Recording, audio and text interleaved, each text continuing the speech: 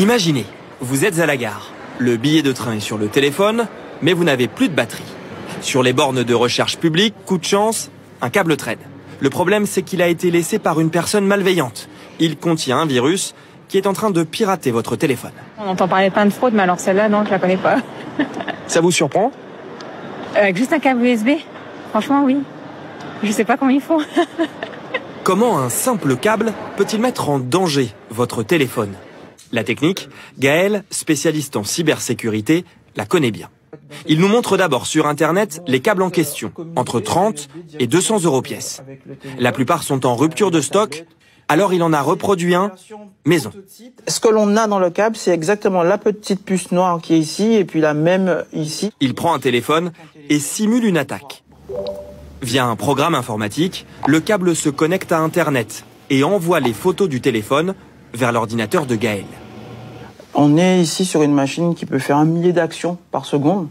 Et donc là, j'ai mis une pause d'1 seconde entre chaque action, mais dans la vraie vie, un battement de paupières suffit à exécuter une attaque.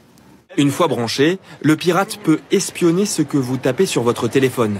Il peut ainsi récupérer vos mots de passe, vos messages. Il peut également s'envoyer vos photos ou vos contacts pour ensuite, par exemple, vous demander une rançon. Et même si vous le débranchez, le programme pirate continue d'agir. Alors comment se protéger? Ne pas utiliser de câble inconnu, bien sûr, mais parfois le virus se situe directement dans la prise. Surtout sur ce type de sortie USB que l'on trouve dans les trains ou dans les salles de réunion. Dans ce cas-là, vous pouvez utiliser ceci, un bloqueur de données. Dans le jargon, on appelle ça un préservatif USB.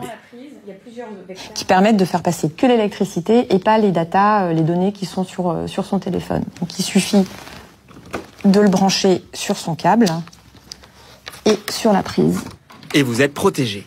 Le prix, une dizaine d'euros. On les trouve principalement sur Internet. Enfin, dernière solution, la batterie externe. Avec elle, aucun risque pour le moment.